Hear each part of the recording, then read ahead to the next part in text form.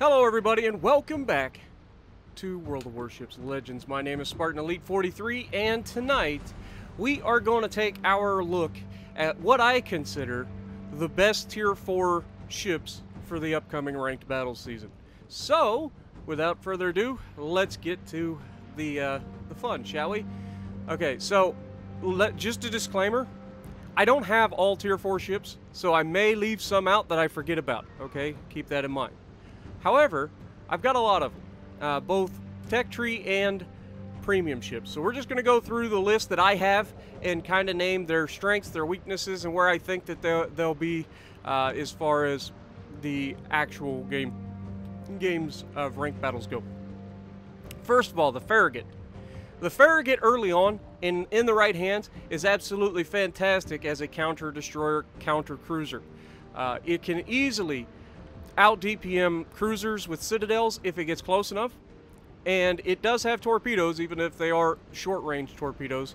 Its weakness obviously is its detection range and its short torpedoes.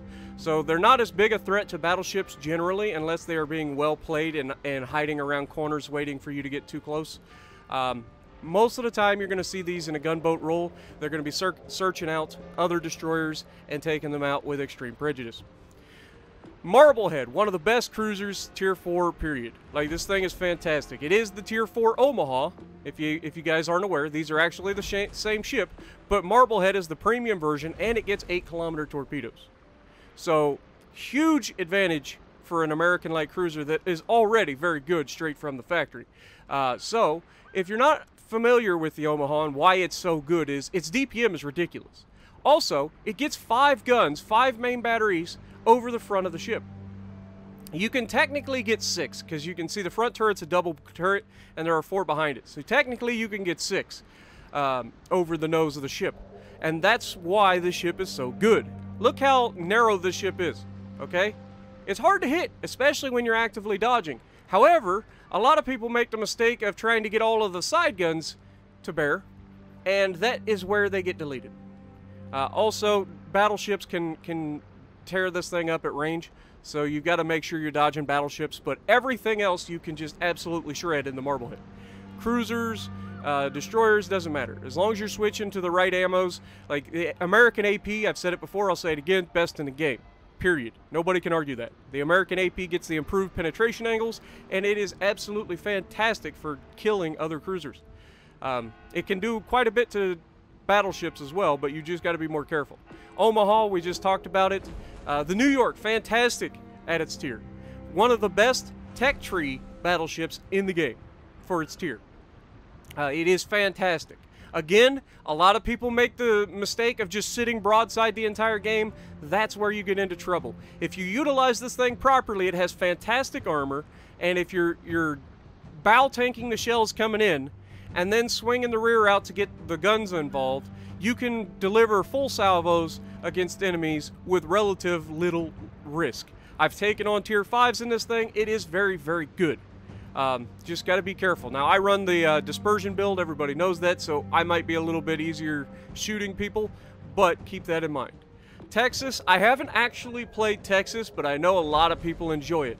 It's essentially a New York, so I imagine all of the good things about the New York that I just said translate to the Texas. I have not actually played the Texas before, so I apologize. Kamikaze is going to be out in full force. All of the Kamikaze. There's the regular Kamikaze. I believe there is a Kamikaze BS out there that was like a special, super rare premium edition that only a few people have. So keep that in mind. But Kamikaze, very, very good. Short-range torpedoes, it doesn't have very many of them, but it launches them every 30 seconds, I believe. So keep that in mind. Kamikaze, very nasty. Its weakness is it has only 4 guns. Just 4. It's basically a MUTSUKI with faster reloading torpedoes that don't go out as far. So, Kamikaze, very, very good. MUTSUKI.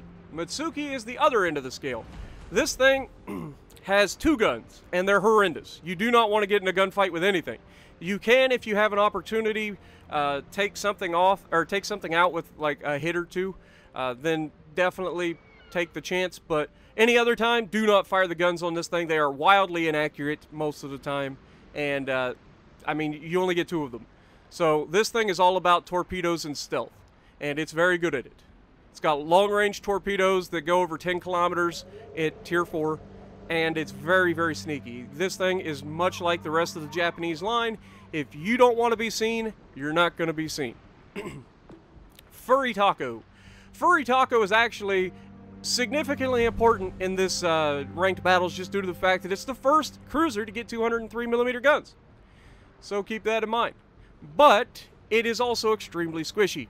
And if this thing overangles, it gets citadeled into oblivion very, very quickly.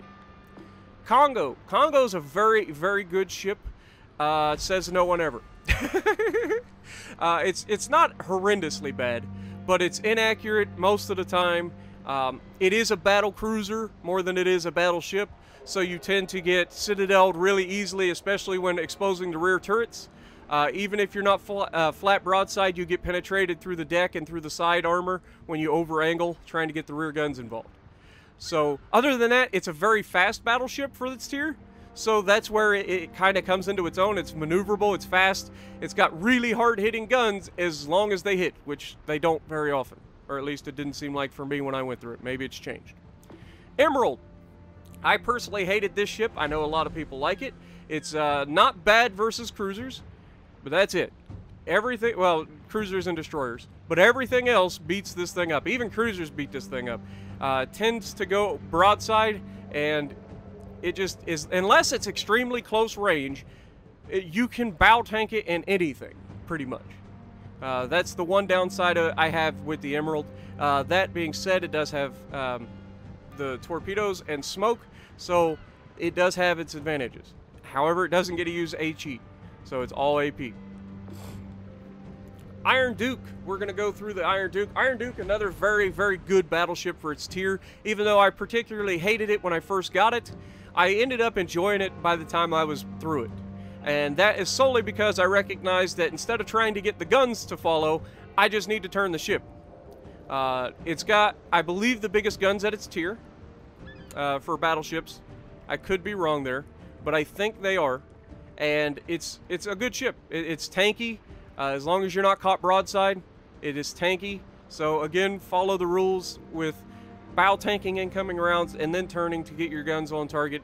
This one doesn't turn as well as the American New York, so you got to keep that in mind. You may not get completely back to being a bow tanker by the time that the next salvo gets loaded by the enemy. T-22. This one is not very scary at its tier. There's just not a whole lot to be afraid of the T-22. It doesn't have sonar, so it doesn't have that advantage. It gets a lot of torpedoes, I believe, because they get like launched from just about everywhere, it seems like. If this is the one I'm thinking of. I can see the launchers mid-deck, but it does have decent amount of guns. It's got at least 3 that I can see, 4 guns that I can see.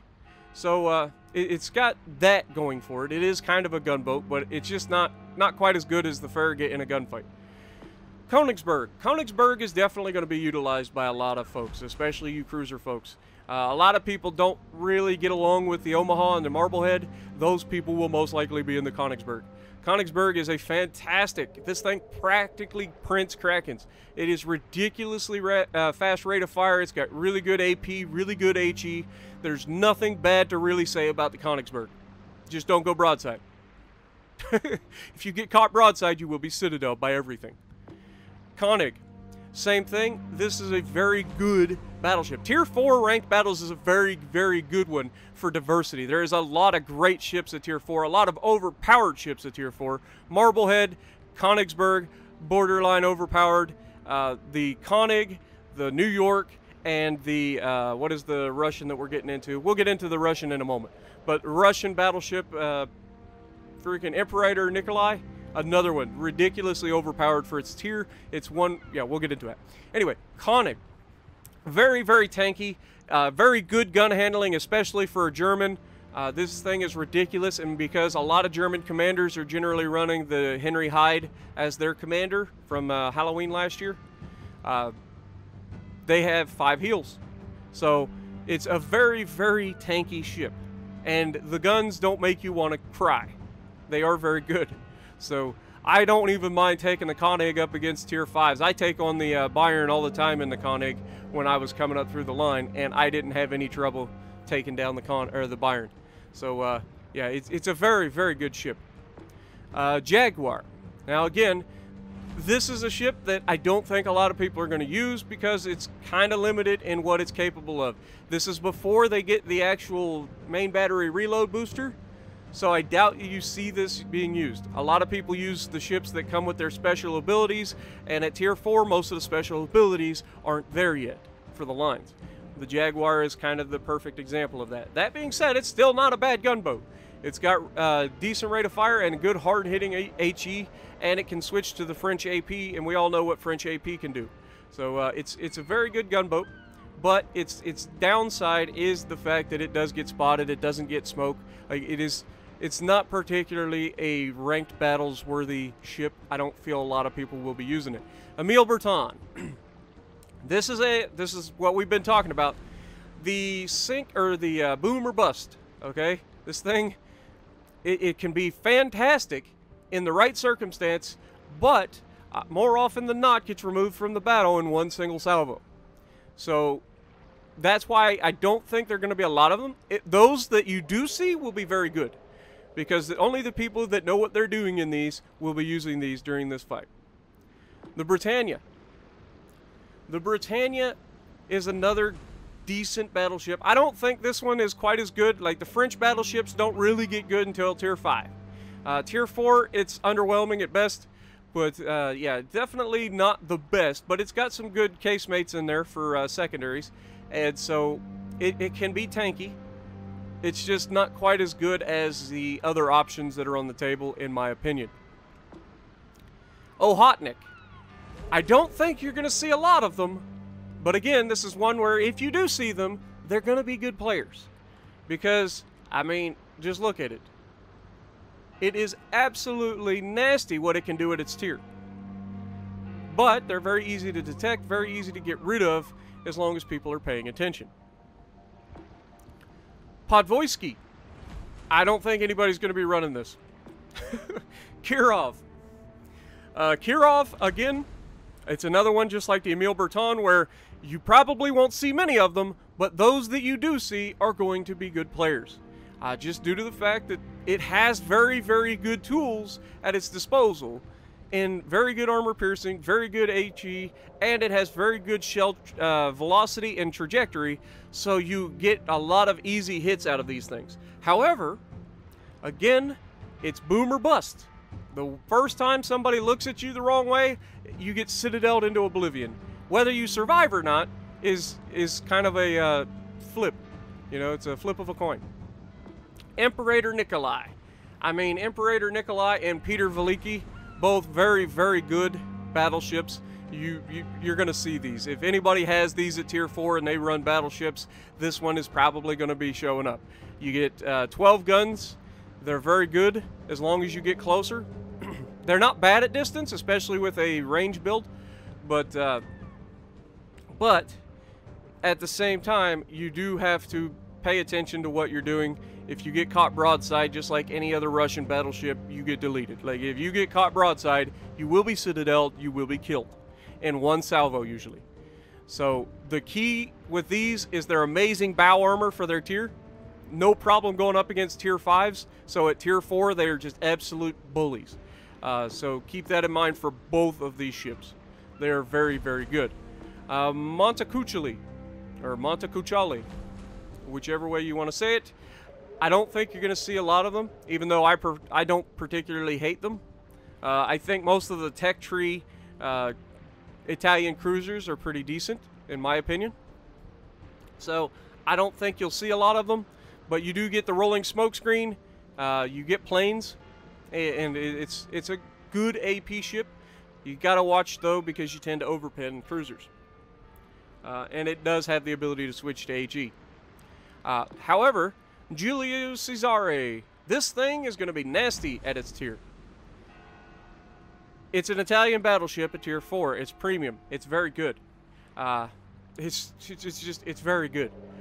The only issue that I have with the Giulio is also it has the same weakness as most of the battleships, except that it gets exploded more often when it happens. When it goes broadside, it gets punished hard. So keep that in mind. Definitely make sure you're bow tanking. Take advantage of the enemy when you can. Other than that, they're very, very good ships. I like them. The downside is that they're brawlers, so you have to get close to make those shots count more often than not.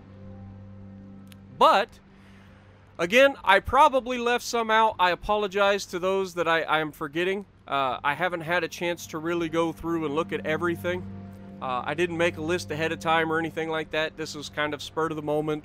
I wanted to get this out there for you guys if you're looking forward to ranked battles for this season. So let me know what you guys think down below.